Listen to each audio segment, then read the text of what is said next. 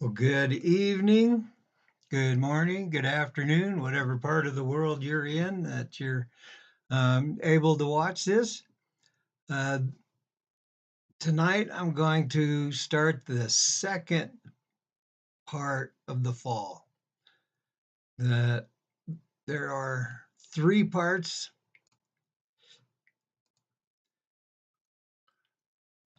to the fall of the world. The first part covered last time what happened in the Garden of Eden, which really began the entire process rolling. And tonight I'm going to be doing the second part. I just lost the light. Interesting. Okay, let's try something else here. Anyway, so I'm still learning how to make all this stuff work, but hopefully you're here for the content and not for the visuals, except maybe slides or something. But anyway, uh, the second part of the fall we call Noah's flood. That there was a massive worldwide flood, and that's what I'm going to start talking about tonight. I think it's going to take 2 weeks. This is not a small topic, and it's not so often included as part of the reasonings why the world is so messed up. We understand that geographically, and we see things like the Grand Canyon, see all the layers. We wonder where, we know where all the layers came from. Those of us who believe the Bible, they understand them. But when there is a worldview that seeks to eliminate God, we have the Creator God and then the natural world around us. That's where we live and we see and we breathe the air. But the modern worldview, the atheistic evolutionary worldview, has sought to completely eliminate God from the picture. Some will say, well, maybe God does exist, but he's irrelevant to the processes that are going on inside the world. And so when all you have is nature, you have to find a way to explain everything without God. And until the last couple hundred years, what was called catastrophism. The world looked like it had been completely destroyed. The world looked like it was in a destroyed condition. As beautiful as it was, the mountains' majesty and the fruitful plains and all that kind of stuff, the great oceans, it still looks like it's been destroyed. And there are natural processes that are catastrophic that go on to this day. And so they are either recent in the sense of thousands of years, 4 to 5 to 6,000 years ago, or they are normal. They have always been part of the history of the earth. If you're a materialist, a naturalist, nature is all there is. And so what we see going on around us is just normal. Death is normal. Suffering is normal. And later on, even earlier on in the Thinking Like Jesus series, I brought some of those quotes out. That, hey, that's just life. People live, people die. There's no rhyme or reason. There's nothing going to, it's just some are lucky and some are not. And that's just too bad. The materialist worldview, the atheistic worldview is absolutely cold. It steals the compassion given to them by God and then uses it for other purposes.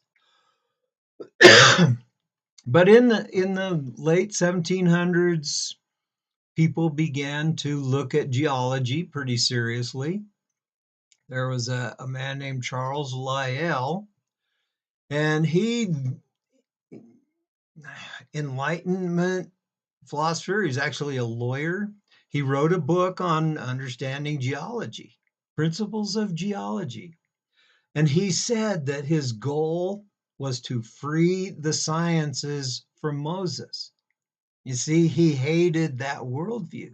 He hated a worldview in which God was the author of history, that all of history was under God's watchful eye.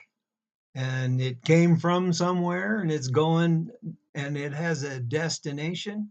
But the Enlightenment people hated that stuff and they wanted to get rid of it. So what he meant by free the sciences from Moses, we have to get rid of the book of Genesis. We have to discredit it. We see that it tells a story, and that observation was everywhere. People lived in the world. They were discovering the dinosaur bones, and they didn't know what to make of those. Where did those creatures go? Well, because they didn't believe the Bible. So you have to start inventing stories about history. And Charles Darwin, as he went out on his journey on the Beagle in about 1835, he took two books. He took a Bible and he took Charles Lyell's Principles of Geology. And he sailed around the world. And later on, he wrote that disbelief crept over me at a very slow rate, but at last complete. The rate was so slow, I felt no distress. See, you've heard the story about boiling frogs. Throw a frog in cold water and heat the water up slowly, and you'll cook them. Throw a frog in hot water, he'll try to jump out immediately. Charles Darwin cooked in his own philosophy, in his own so-called science. And he died in unbelief. There was some rumors floating around that he repented of his evolutionary views, and he did not. It is not true. If you ever hear somebody say it, it's not true. Look it up. Darwin died an atheist, as do a great many people who embrace evolution. Once you embrace evolution, this process begins to cook your soul and it happens at some happen immediately. Others, like Darwin, it just cooks you until you are beyond recovery, which is really sad. Very unfortunate. So as we get into this process, I want to kind of show you give you some ideas at first, just describing the process, and then talk about some of the deeper things that are not often covered. That's what I love to do. I really am not interested in preaching to the choir. I'm interested in showing you stuff that you may not have ever heard before. Some of the stuff I've been doing this for 25 years. And so I learn new stuff all the time, and I am amazed, sometimes shocked.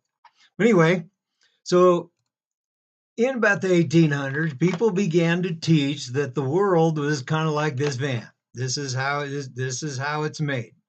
We see that it's messed up,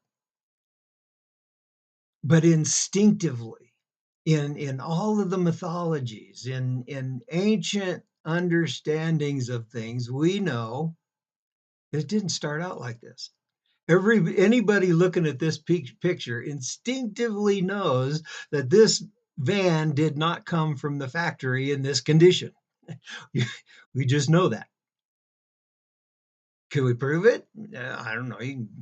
Maybe, but we know it did. We know it got this way later. And that's the nature of the fall that we're looking at. And so as we look around the world, we see that it's all messed up. We see the rock layers. We see that this is in a biology textbook, probably something to do with evolution. There's supposedly proof of millions to billions of years right here. Well, not if it all happened in a year. See, we got billions or thousands, and you have to want to not see the difference. You have to not want thousands. People do not like what the opening chapters of Genesis say. And it is not about the opening chapters of Genesis. That is just a piece of the puzzle. A systematic theology demands a cover to cover evaluation of any and every topic that you want to discuss. And millions of years, I'll just bluntly say, is heretical to biblical history. And those who are teaching it are deceiving people. They think that they're giving you the God's honest truth. Well, so has every heretic through history believed that about themselves. That doesn't mean they're not brilliant in other areas. But when it comes to millions of years, they have abandoned the truth. And look around at what we see going on in the world. This is life and death, folks. It is the truth that sets people free. Not make believe, not fantasy, not half truths, not sincere beliefs, but it is the truth that sets people free. And the truth about history is one of the key demonic areas of attack of the modern world. And if you're an atheist, you have to invent stories about history and then claim it's science and then pass it off to students as though it were absolute truth. So the world got in this condition. These layers, it all came later, but in the events of Noah's flood, the layers came down in basically a year. I think there was other things going on afterwards, some serious catastrophes. For the last 10 years, I've driven around the country and I've seen stuff that is post-flood. For example, the river at the bottom of this canyon. So if all the layers were laid down in Noah's flood, then later a river cut this canyon. It is a post-flood event, and there are more geologists that are looking at the Grand Canyon and say this looks like a flood damage. It's a giant breached dam. Massive amounts of water cut that and could have cut that whole canyon in a week. And so learning to think differently. Romans 12, 1 and 2, be transformed by the renewing of your mind. We have to see things God's way. Present your bodies a living sacrifice, which is your reasonable service to God. Okay? So this came later on. Some of these I love, like this. All of these layers, these were all flat at one time. That's one of the things you know about layers that were laid down by water all over the earth. They were all flat. When floods happen, they lay down flat layers like this. But then later, while the sediments were still soft, this got all folded up. And you can see an arrow pointing up. There's some people up there on the top. I mean, this is not a small thing. And these are all over the world. Up on the top of Mount Everest, there are sea fossils. On the top of Mount Everest, there are fossils of creatures that once lived in the sea. Now, I don't believe the water was 29,000 feet deep, but I do believe that Mount Everest was probably a few thousand feet at the most when at the time it was buried in Noah's flood. But these are mysteries that are all over. How do seashells get on top of Mount Everest in the rocks? Fossils. I love it because it blows their tiny minds and is very consistent all over the world. There are stories that are consistent with the biblical history. And there's some other odd kinds of things. These are all oyster fossils. Imagine the kind of pearl you might get out of one of those. Or that, I mean, there's a whole meal for a whole family in one of those. But up in the Andes Mountains, there are these oyster beds that are fossilized, and they're giant. And I've got a whole series of giant things in history which totally contradict the evolutionary story. They don't know. Everything started out as tiny sea creatures, amoebas, and all of that, and we ended up with Apatosaurus and T-Rex and giant oysters and 100-foot tall cattails, and you know very small remnants of those exist today. Another mystery are called polystrate fossils. These are trees, and those layers are millions of years. So how did this tree grow up in layers, grow a million years to be buried little by little by little by little while fossilizing, coalifying some of them, just like you see them there. Now, some of these tree trunks are upside down. So the tree was growing upside down. It was looking for light. It was trying real hard, but it is just going in the wrong direction. And that's been suggested. These were tree trunks growing up, trying to grow up through the fossils. Somehow a seed got down in those cracks and tried to grow a tree underground in the wrong direction. So no, it's the trees settled out. This happened. It was seen at Mount St. Helens. It was seen in Yellowstone. There's a whole called the petrified forest that has been looked at, and those trees at all these different layers, it's all the same forest. It's one forest that was buried all at one time. And it wasn't that they were buried. Those trees have no roots on them. I mean, it takes special permission to go digging at the roots of a petrified tree in Yellowstone National Park. Don't you know? But some people did it.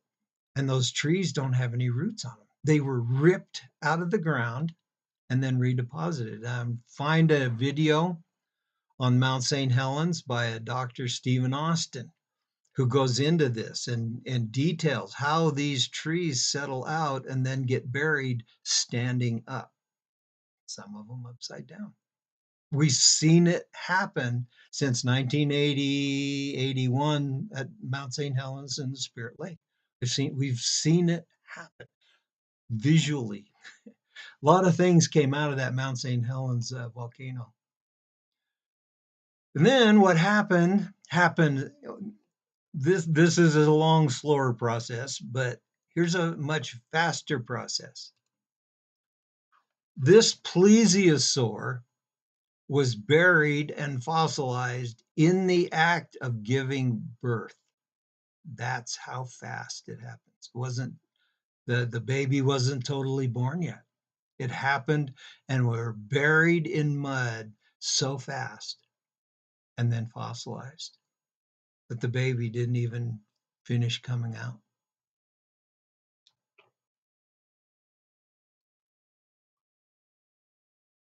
In Isaiah 54:9, Yahweh says, "For this is as the waters of Noah unto me.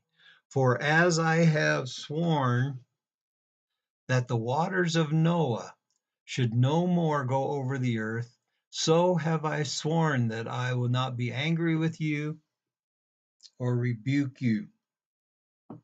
Turning the volume on my phone.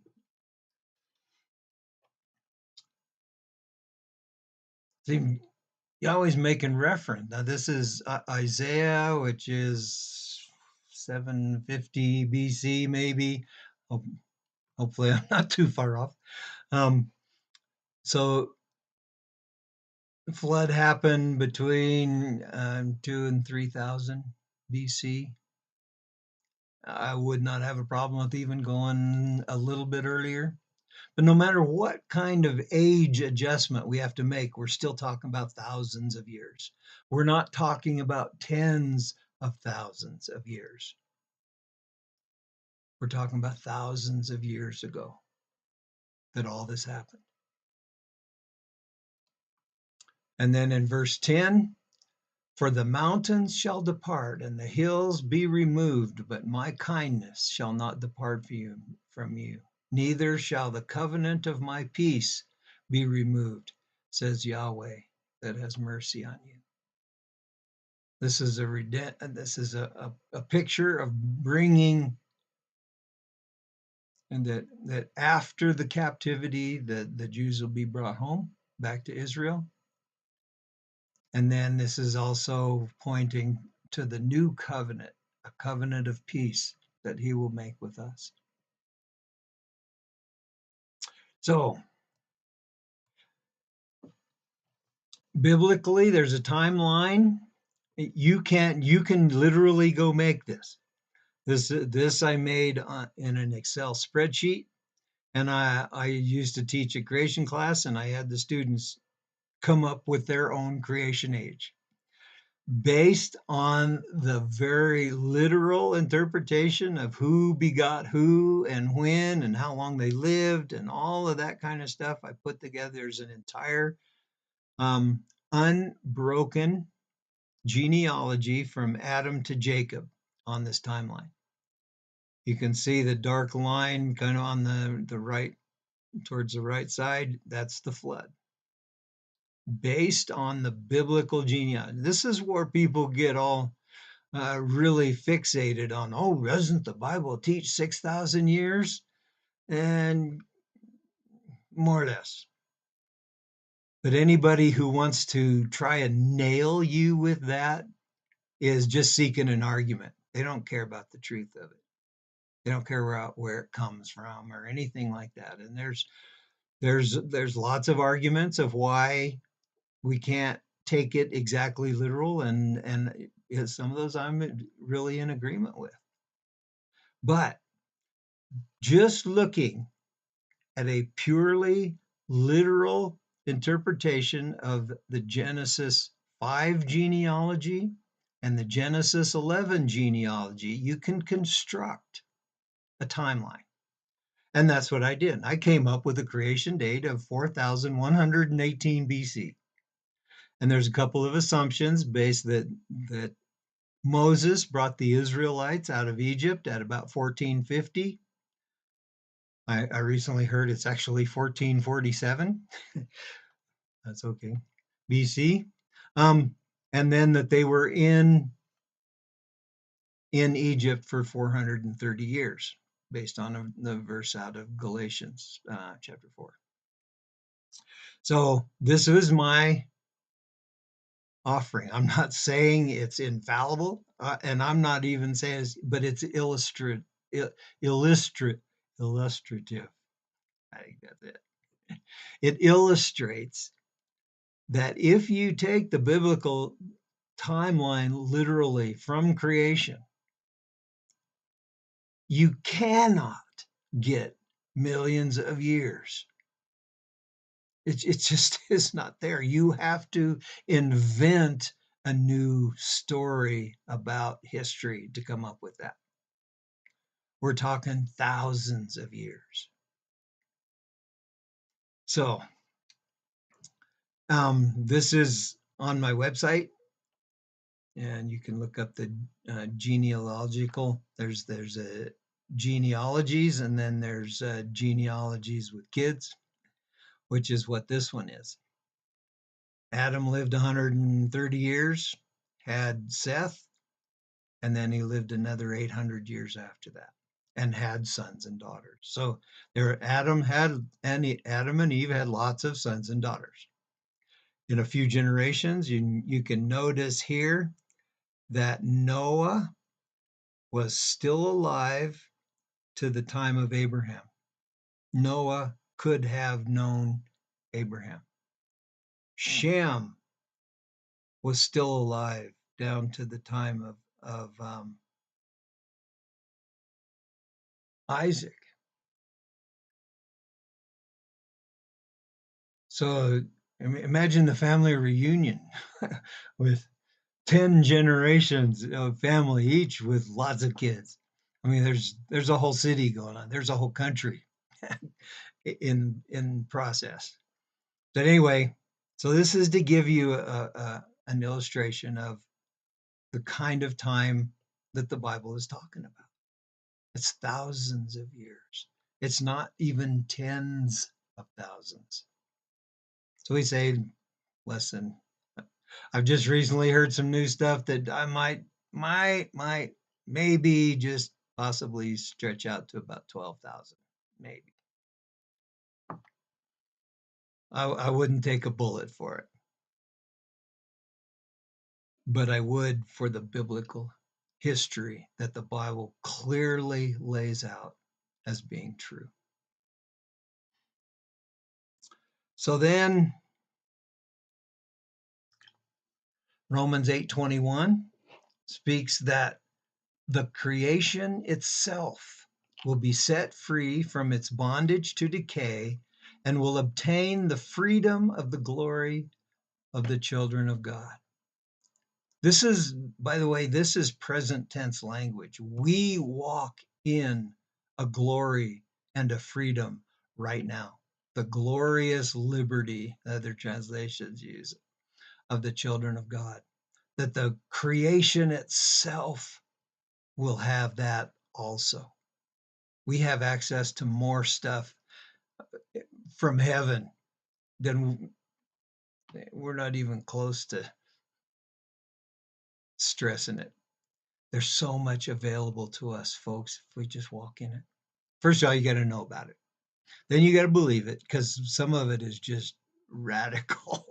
That's pretty wild. And you can email me if you want. My email's down in the show notes.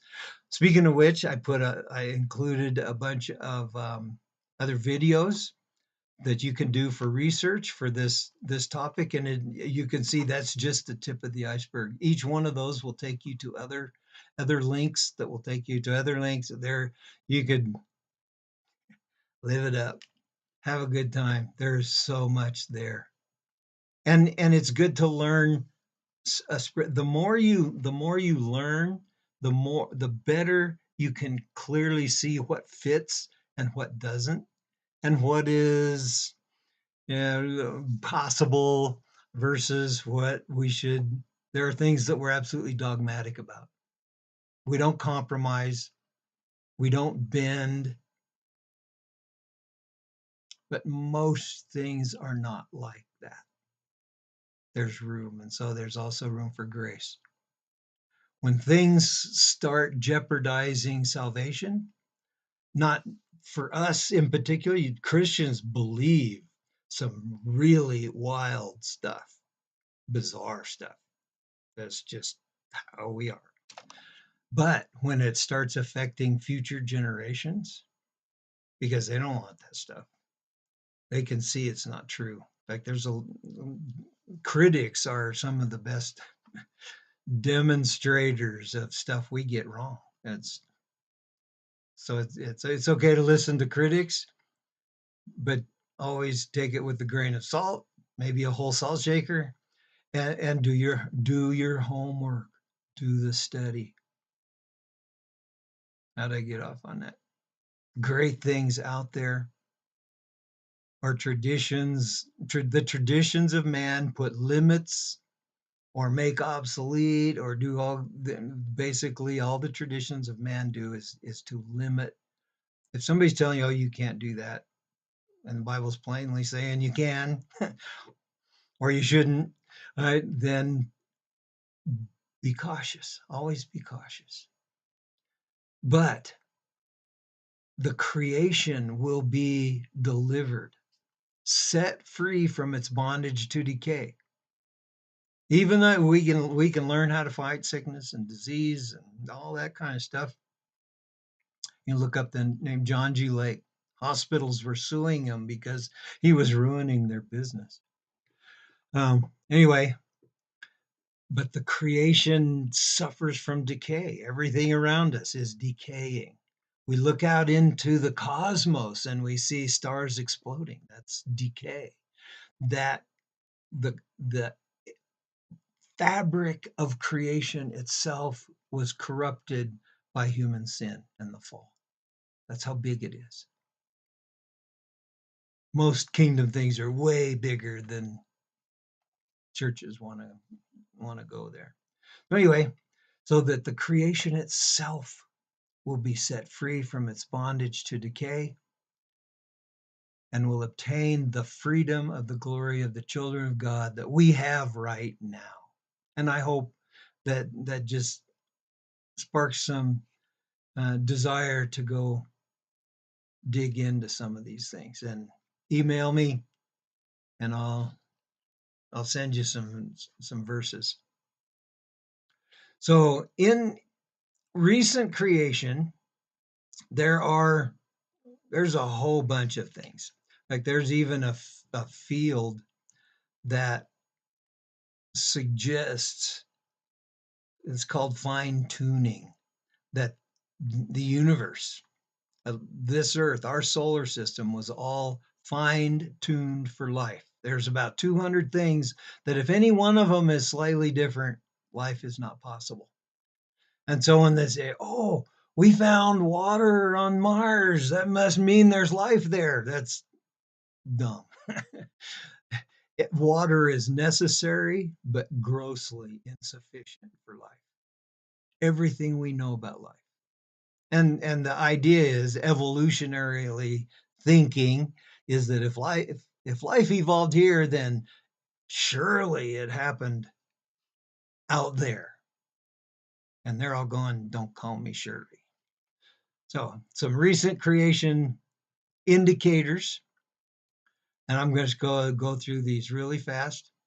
The earth spin, the earth is slowing down. We're actually approaching 24 hours. That over the centuries, the earth spin slows. The earth is slowing down. The distance from the earth to moon is increasing. The moon is leaving. Now, all of these are not a problem in a time frame of 10,000 years. They're just not a problem. But if you're talking about millions or billions of years, now we got a big problem, because only some, from like the Earth to moon distance, only 50 million years ago, the moon would be touching the Earth. This kind of gives that theory that maybe the Earth got hit by an asteroid and the moon popped out, something like that. No. It was created. There is a video on the moon, our amazing moon. I didn't include it. Maybe I will for next time. But just how many things about the moon. The moon itself adds 6, 8, 10 factors to allowing life to be possible on Earth. The moon itself. Okay, then the Earth's magnetic field is deteriorating. There's I saw some in the last week about things that are concerned about the magnetic field fading out, and then they'll talk about, oh, it's going to flip over. Then the north will become south and the south become north, and that'll be just absolutely hazardous to life. And there's all of these doomsday scenarios. By the way, this is God's world. Doesn't matter how bad it gets, we're going to survive. We'll be fine, and we're moving to a new heavens and a new earth anyway. So whatever nature throws at us, what people throw at us, that's something a little different. But whatever nature throws at us is not going to, and God's not going to allow people to destroy His world in a nuclear holocaust. It's just not. Doesn't mean there might be some very limited nuclear exchanges. But anyway, moving right along, sea salt. the amount of salt in the ocean is wrong for 1 billion years. It's just wrong. The amount of helium in the atmosphere is all wrong. Comets that we see out in space. You might look up the hydroplate theory, which accounts for where these comets all originally came from Earth. All these meteors are just coming home. There's also a destroyed planet, I think between Mars and Jupiter, and it's just an asteroid ring. And it used to be a planet. It's thought that some of this stuff is coming from there.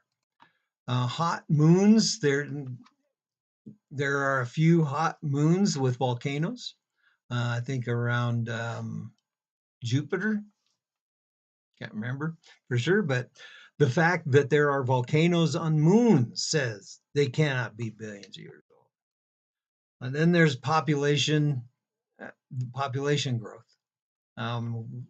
We can account for the entire population of planet Earth in a space of 4,000 years.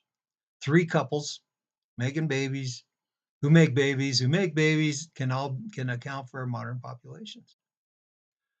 The ice depth, that's polar ice depth, is all wrong for that. And the coring, the layering, all that stuff is completely contrived because they need the millions of years. The oldest desert on the earth is less than 4,000 years old. The oldest plant on the earth is less than 4,000 years old. The oldest corals in the earth are less than 4,000 years old. And cave formations absolutely do not take millions of years. That's one of the things that's come. And so I just heard recently somebody ask a question about it, is how many coincidences does it take before you stop thinking that maybe they're coincidences? You see, the evolutionary view is so incredulously loaded with not only miracles that have to happen for evolution to work, but coincidences about so many other things in the world. And that's why they don't talk about this stuff. I heard somebody, oh, that was solved 20 years ago. Never bothered to say anything else. That was solved. We call this hand waving. Oh, that was solved.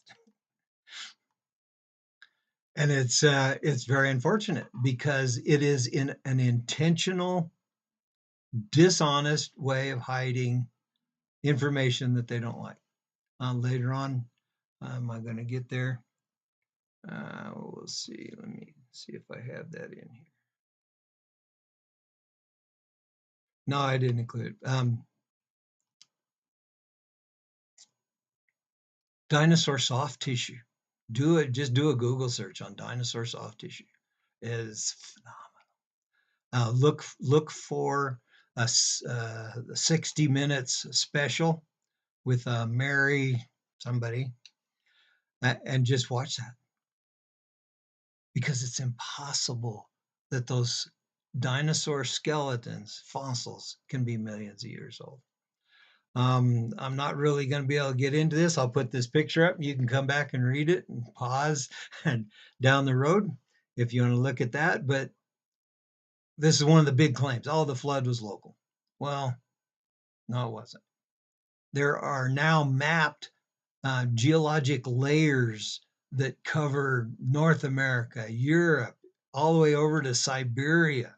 There are worldwide geologic layers laid down by water, which means that those had to be all underwater at the same time. So I'll let you read that later. There's a second part to it. This comes from Answers in Genesis. This is actually August of 1999. It's been out almost 25 years.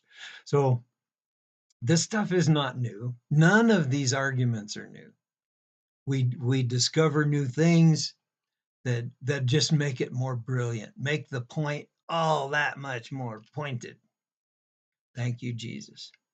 So going back to the original creation, the pre-flood world, now I'm going to talk about that. And that it says in Genesis 2:5 that Yahweh God had not caused it to rain on the earth. That's kind of why it was a big mystery. It had never rained before. When Noah was talking about that it was going to rain, and I'll get to that because that's an important um, point that critics make about the rain. But it hadn't rained. And what happened was that a mist used to rise from the earth and water the whole surface of the ground. Now, in my mind, I think like a hydroponic garden, that it was the whole surface, the land was more like sand. I mean, the number one mineral on earth is H2O, water. The number two mineral on the face of the earth is silicon dioxide, beach sand. From that, we make 1,000 products out of it, from lasers, windows, computer chips, all of it is those two things are the most versatile and necessary minerals on the surface of the earth. But the earth was watered the whole earth was like a hydroponic garden. A vapor would rise up out of the earth. We think of coming settling down on cool objects, but this came from the ground up, just a vapor. And the whole earth was tropical. Everybody got along.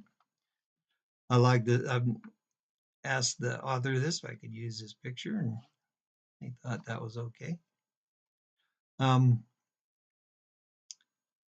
Everybody getting along, whole world of creation, of harmony, but it was fallen. Death is in this picture. Now we get to the controversy, and I'm probably going to have to come back to this next time. And it begins here in Genesis 6, the first five verses.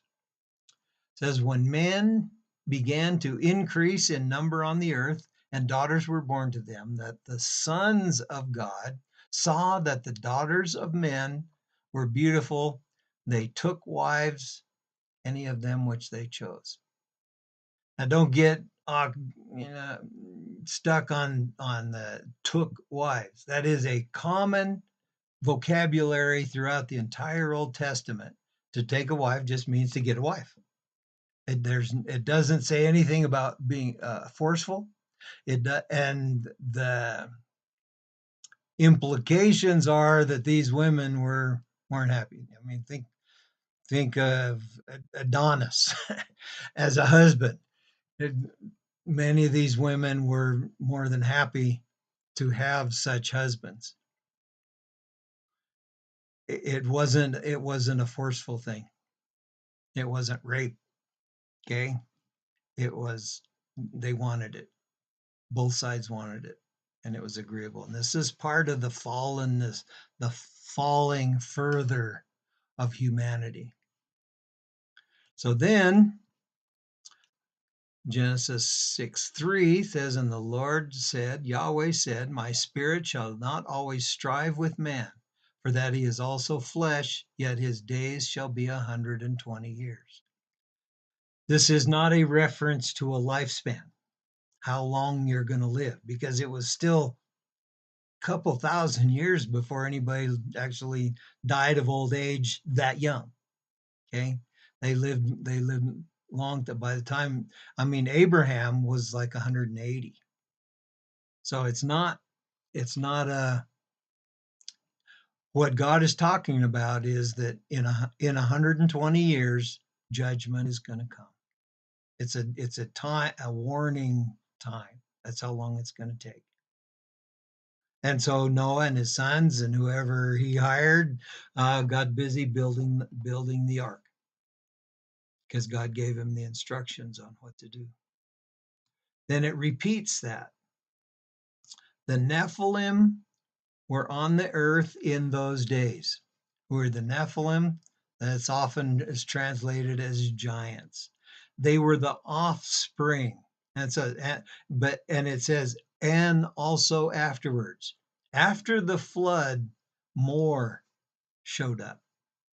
This is where the whole David and Goliath story. Goliath is down on the end. And this is where I have to go to. I'll go in more detail next time, um, because it's huge. This idea of giant. Just do a Google search on giants. See what you find. Do a Google search on Nephilim. There is so much material out there. But again, it's like the Wild West. You have to learn enough to develop discernment of what is legitimate. There's a lot of fanciful, imaginative stuff out there. Okay. So it's going to take a while to filter it out.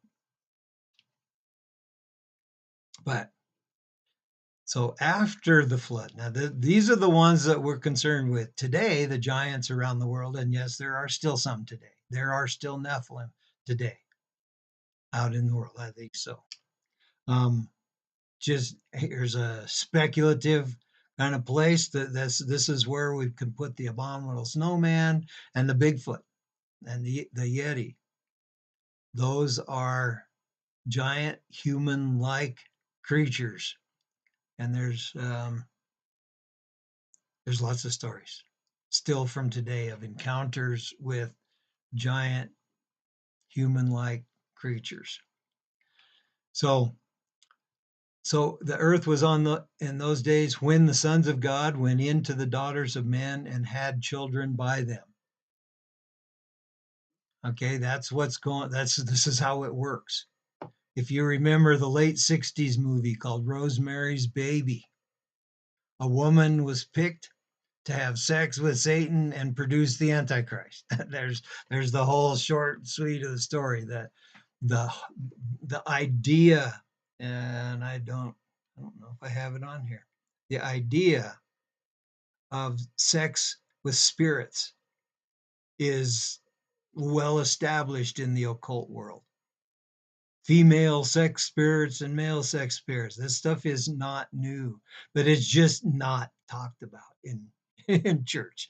And you can sort of understand why. This is the reality of the world in which we live. And it's the pretense that it is some kind of naturalistic, so much effort has gone into naturalizing scripture, removing the supernatural side of it, because a lot of this is scary is not the right word, but disturbing.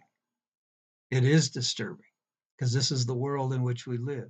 We like it to be, in a nice little box, convenient and comfortable, but it's not like that.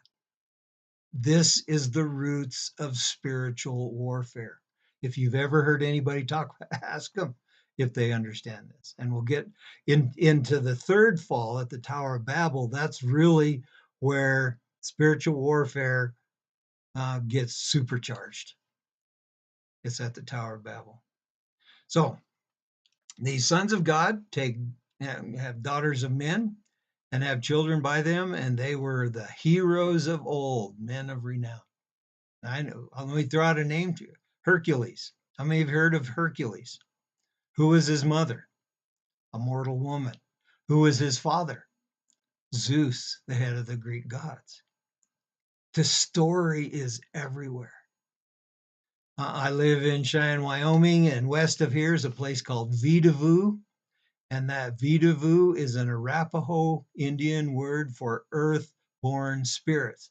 That comes right out First Enoch chapter 15. That same phrase, not Vidavoo, but earth-born spirits in that language. This stuff is known all over the world. Every ancient civilization knew about the giants. But it's just, it doesn't fit the modern evolutionary story, so it's largely ignored. It would sound too conspiratorial to say it's been buried, but I think a lot of it has. But by and large, it's just ignored. But we're at the place of communications, mass communications around the world, where this stuff, God made his universe, God made his world. so that truth will emerge to the surface for all to see sooner or later. Okay, we are in a time where stuff that has been buried is coming to the surface, and little by little by little, the evolutionary worldview is going to be destroyed. Right now, they're trying to figure out how to put giants into the evolutionary worldview, and it just doesn't work very well. Eventually, if we stay persistent and consistent in standing up for the truth of things, we can kill this beast, this evolutionary beast. And once evolution goes, the atheists got no place to hide. This is the root of their religion. They have to have this as a dogma, enforceable by law. That's what all the communist countries did, by law. This is why the separation of church and state exists. It is an atheistic construct to remove the truth, to prevent the truth from showing up freely in the public school system. And I'm not. Hopefully, I'm not preaching to the choir, but I'm a few people who will grab a hold of this. Do your homework. Find out what's going on. Find out what the stakes are. Find out that in America, the land supposedly of free speech, it's dying. Well, it has been. Hopefully, that's going to change soon. But that's the whole point of the separation of church and state, is to end free speech for things related to the origins of the world, and to teach now 4 generations of children that they're animals, that evolution is a fact, and go through exercise year after year after year to convince them that they are nothing more than animals. Yeah, they're smart animals, but all you are, you're just the byproduct of an evolutionary process. And that process is meant to inhibit the naturalization of Scripture. Says this verse, Genesis 6:4, cannot mean what it plainly says. And that is always the battlefield, that stuff cannot mean what it plainly says. And now there is, and I have included it in my book, from First Enoch. This is on page 36. Actually, this is on page 36 of the Origins chapter, but I include in this, I got the author's permission to include this from First Enoch chapters 6 through 8, called The Watcher's Transgression. This is the commentary, the ancient Jewish commentary on what was going on in the first 5 verses of Genesis 6. And its names were going to be, hey, God's got a family, we want one too. We know that we'll probably be cursed for it, but we're going to do it anyway. And they did that. And a big chunk of this, and they took, I'm going to just read this top part. I was running out of time really fast. But I want you to understand. Demons have been teaching humanity stuff forever. When you see these YouTube videos about how, oh, this was impossible by humans. Well, maybe, but they also assume humans were just barely above caveman and they needed alien help. Well, we have 100% human genius and supernatural demonic help can accomplish some amazing things. And they did. And they brag about it. And they brag about the spirits who helped them.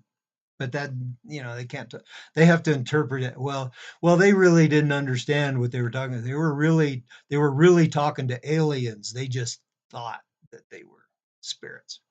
And of course, the people in those days thought they were good spirits. They're helping them. Hey, we're building civilization. They're teaching them.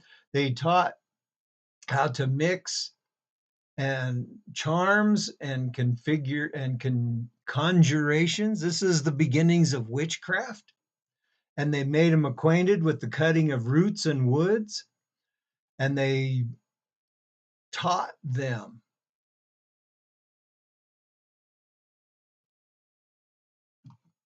They were taught to make swords and knives and shields and coats of mail. They taught them to see what was behind them. That means what's going on down, how to make metals, the chemistry and the metallurgy to make stuff, and then works of art, bracelets, ornaments, the use of rouge, beautifying of the eyebrows. This is why Peter talks about, exactly why Peter talks about that the women they should possess an inner beauty.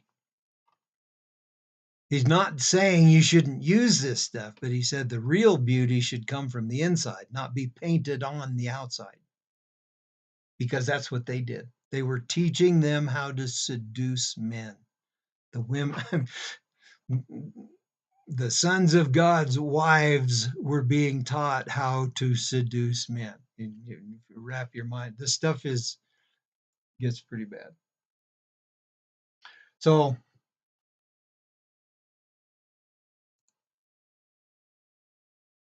and this is all packed into here, into these 4 verses that just sort of appear, and they're kind of weird, but until you get the backstory, you see why verse 5 is what it is. A little bit more on the giants.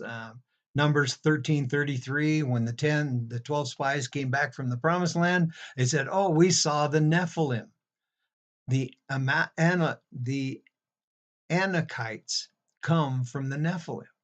The Anakites were a tribe that God had told him to wipe them out. One of them, and come from the Nephilim. And to ourselves, we seemed like grasshoppers, and so we seemed to them. They were talking about the giants. Matthew 24:37-38. So as it was in the days of Noah, so shall it be in the coming of the Son of Man. For in the days before the flood, people were eating and drinking and marrying and giving in marriage. This wasn't, yes, it had this undertone to it. And everyone reading Matthew's book in the first century knew exactly what this stuff was talking about. But he was talking about it, they just went on with their lives ordinarily, the way they were living, and they did not even know. Up to the day Noah entered the ark, and they knew nothing about what would happen. Well, Noah had been telling them, but they didn't believe it. See, when you don't believe it, you remain ignorant.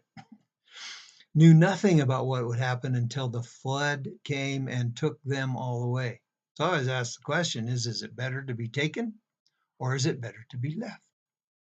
Because Noah was left, and the wicked were taken. That's also, you read the parallel passage in Luke 21. So then, Daniel.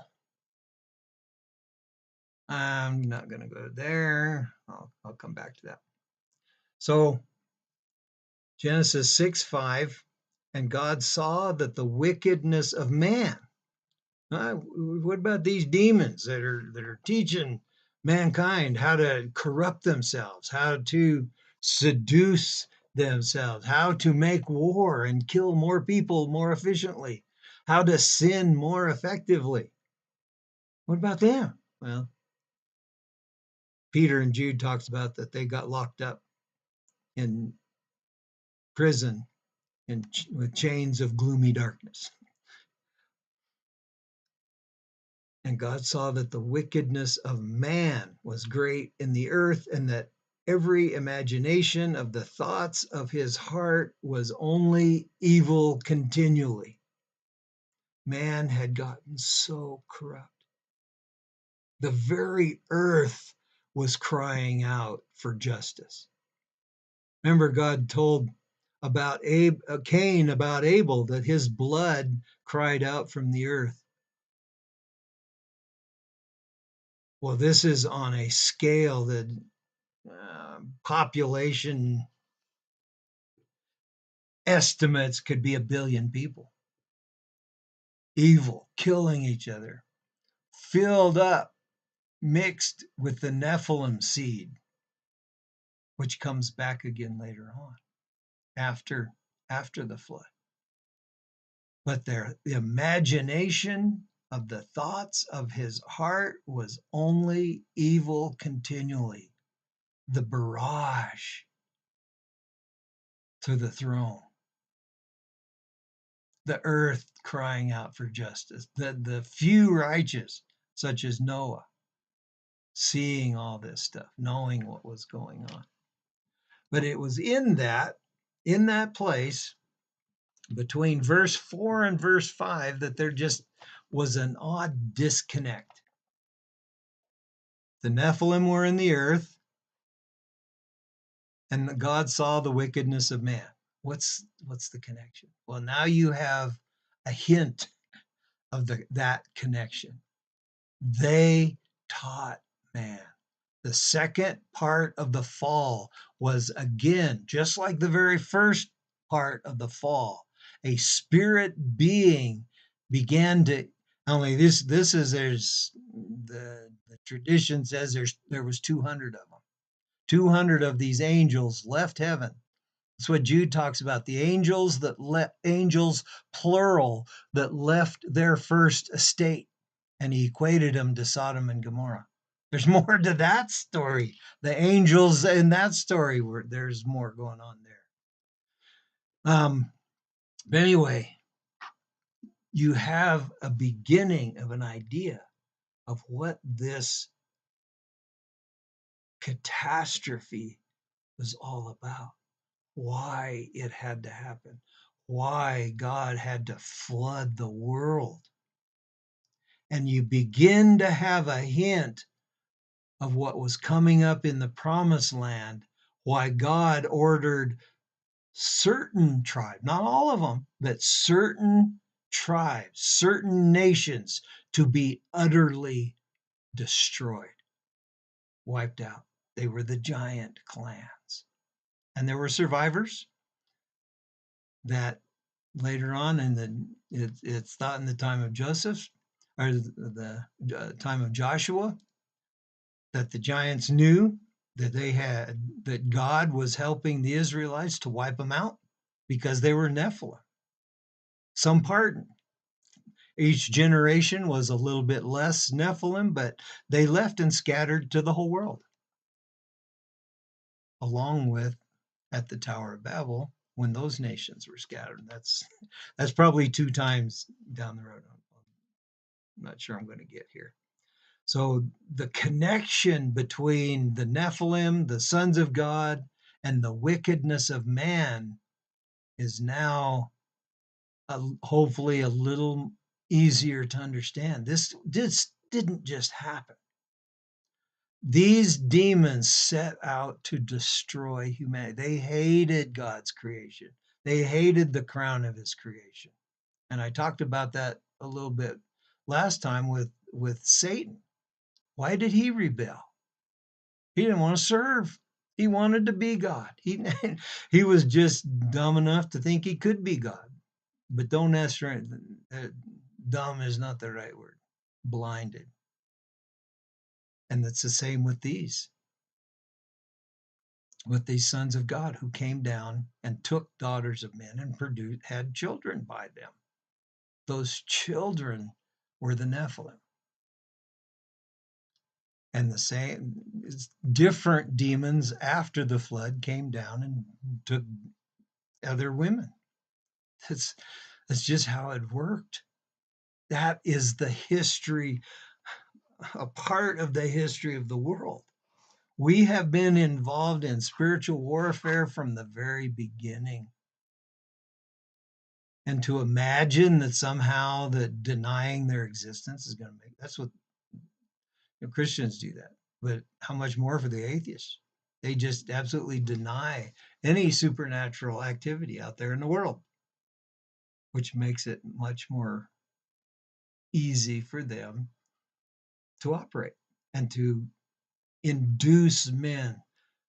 Organized atheism has killed 300 million people plus. That's a conservative estimate in the last 125 years. Organized atheism. Why? Because if we're just animals, then who cares? There's no real significance to wiping out other human beings. But see that they're also operating in the learning and the technology that's accumulated over thousands of years. And why we become experts at war. I mean, think of Lao Tzu, the art of war. I mean, where did that genius come from? Okay. So, talked about Enoch, what was going on. The events are related. And in verse 6, Yahweh said, I think, actually, before we get into the flood itself, I am going to conclude this video. And we'll pick it up next time. I'd show you a couple more. I mean, this is a whole mountain range of folded mountains. It was all flat. All those layers were flat until they got squished together. And you don't do that millimeter by millimeter over millions of years. They all had to still be soft and pliable when that got folded up. Whole mountain range here. It's like this.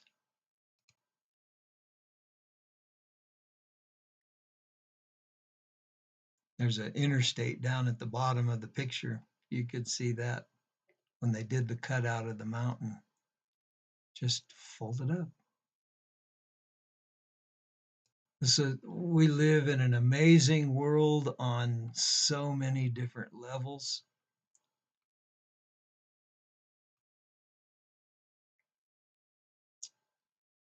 And God has a job for us to do here.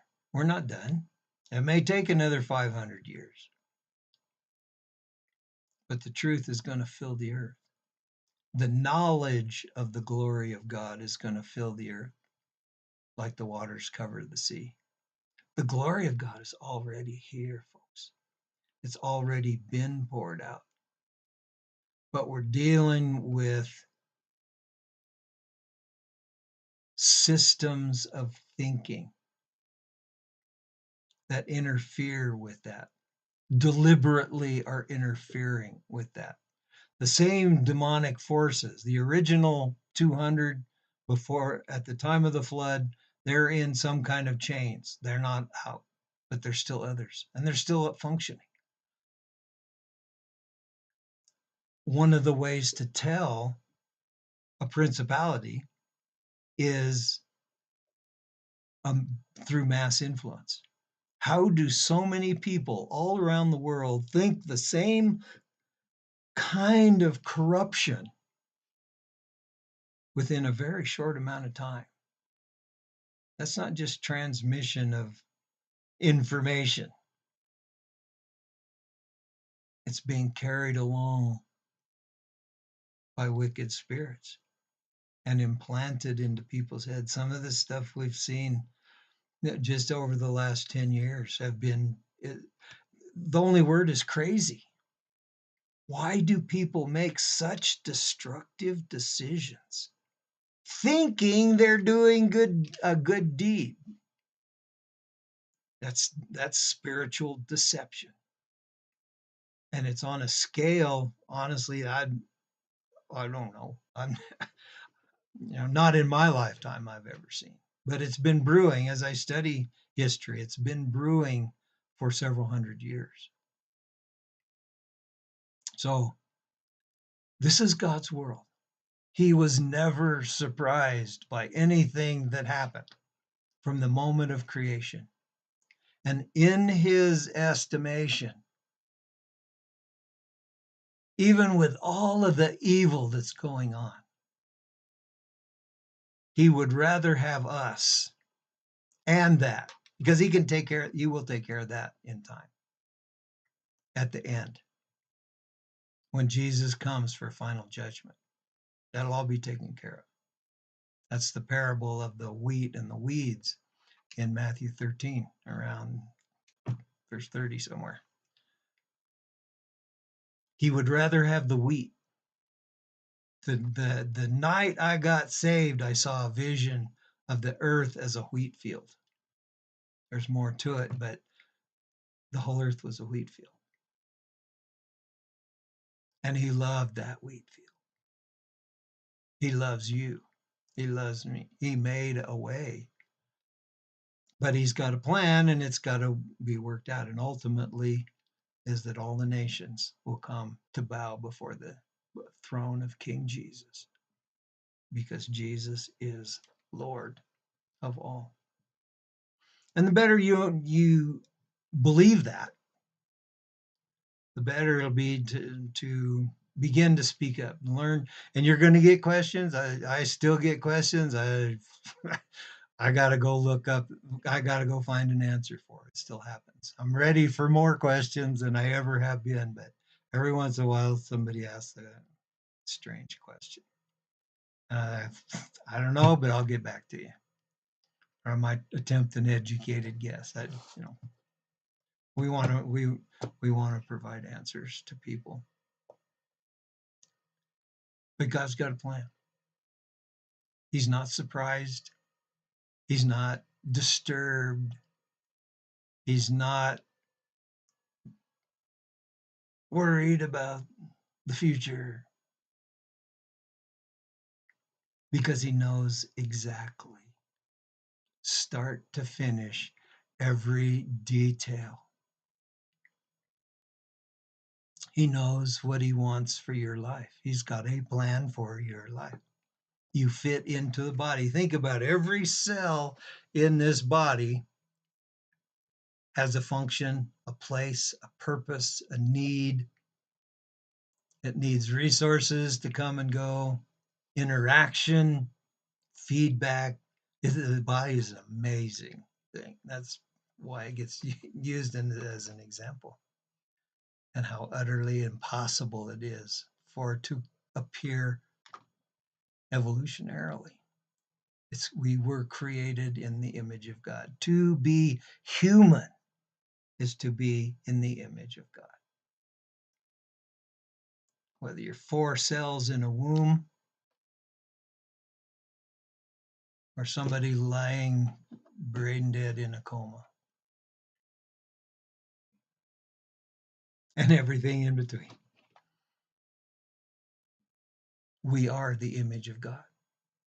We are his visible representative. And the call of Christ is to come to be more effective in that representation. And to do that, you need to get born again. Death cannot be your master. Death is not allowed into the kingdom of God. It is a kingdom of life. And that's why you need to be born again. Romans 8:2, for the law of the Spirit of life in Christ Jesus has set me free from the law of sin and death. We've been set free, folks. Find out what that liberty is all about. And in the name of Jesus, King Jesus, bless you and keep you until we meet again. Amen.